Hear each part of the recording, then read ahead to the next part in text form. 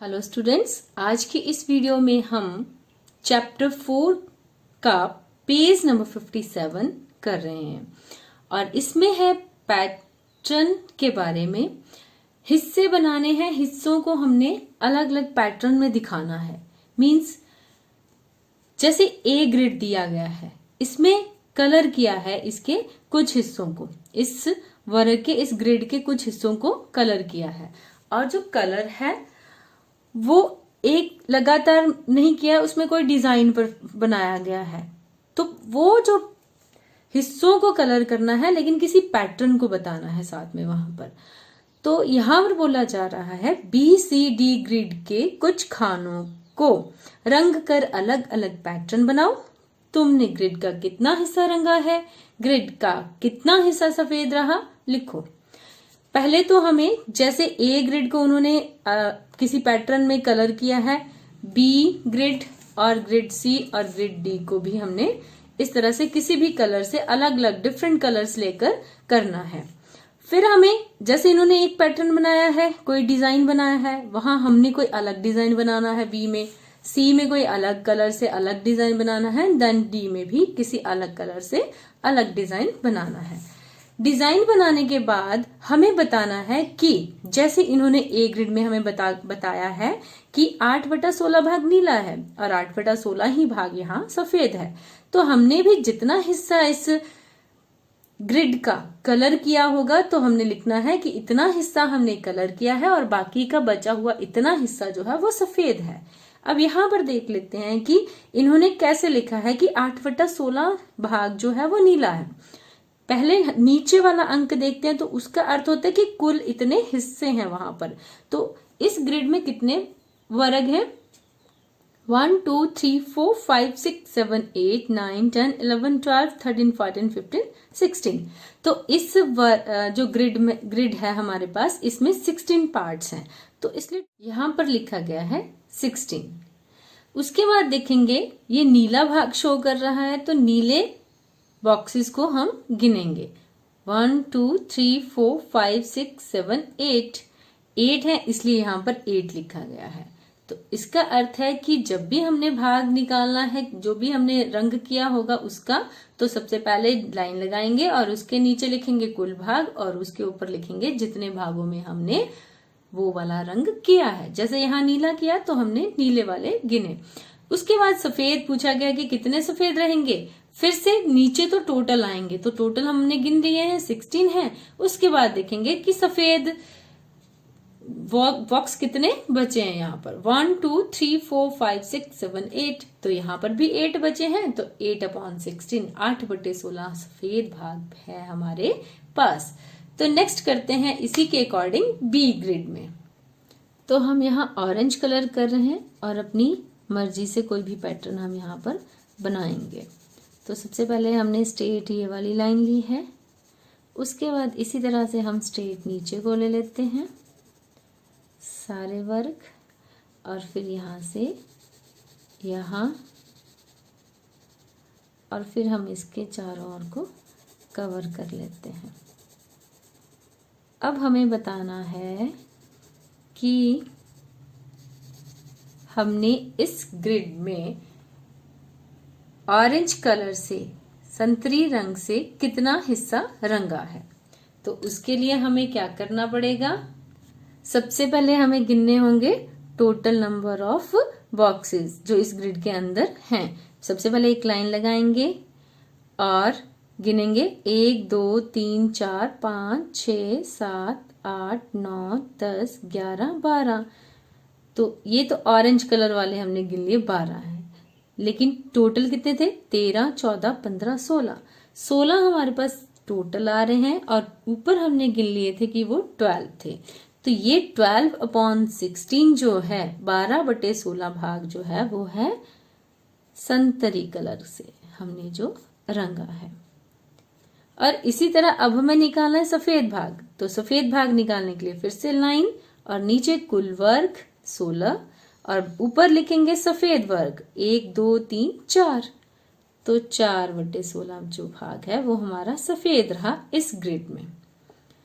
इसी के साथ अब हम करेंगे ग्रिड सी को कंप्लीट। और उसको कंप्लीट करने के लिए हमने लिया है ग्रीन कलर। तो इसको हम कर रहे हैं इस तरह से, ग्रीन कलर से इस तरह से एक, फिर ये इस तरह से हमने दूसरा, ये तीसरा और ये फोर्थ किया है।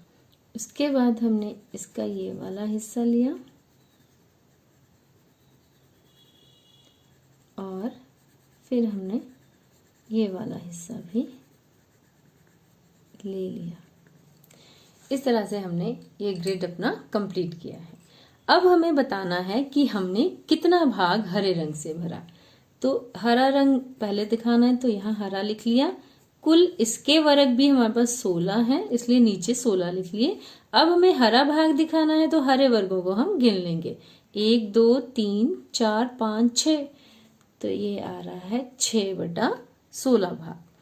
और फिर सफेद भाग दिखाना है, तो फिर सफेद कितना बचा हमारे पास, अगेन लाइन लगाएंगे और नीचे कुल 16 है और ऊपर हम लिखेंगे जो हमारे पास सफेद है, 1 2 3 4 5 6 7 8 9 10। तो 10/16 भाग हमारा क्या हुआ, सफेद हुआ। अब चलते हैं ग्रिड डी के पास, और ग्रिड डी में फिर हम इसी तरह से कलर करेंगे। ग्रिड डी में हम करने जा रहे हैं 4 बॉक्सेस को पिंक कलर, और इस तरह से हम पैटर्न बनाएंगे।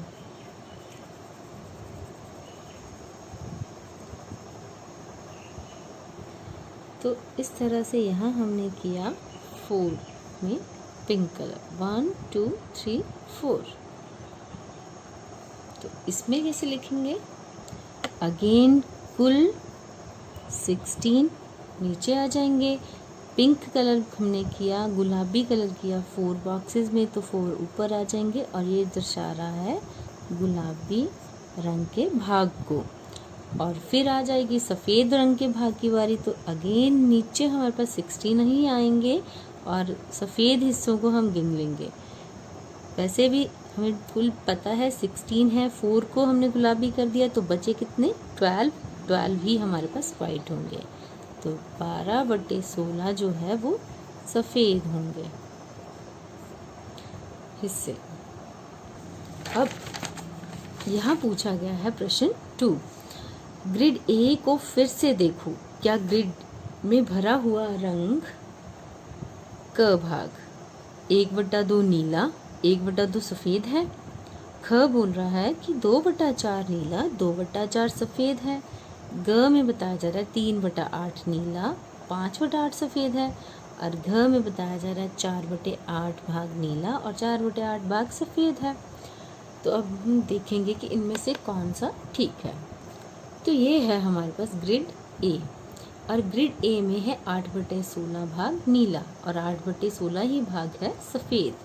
अब इसको हम सॉल्व कर सकते हैं, और 8/16 को लघुत्तम रूप में लिखेंगे तो क्या आएगा, 8 1 8 8 2 16, मीन्स 1/2 भाग जो है वो नीला है,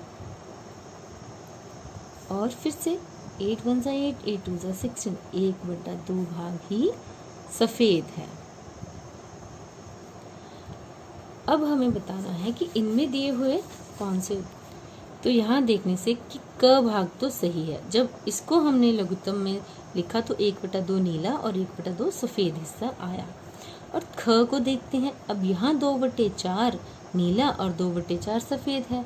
अगर इसको भी लघुत्तम रूप में लिखा जा सकता है अभी, क्योंकि इनमें कॉमन है। और ये 2 1 2 2 2 4, तो 1/2 आ रहा है। अगेन यहाँ भी 1/2 आ रहा है, इट मीन्स ये भी ट्रू है।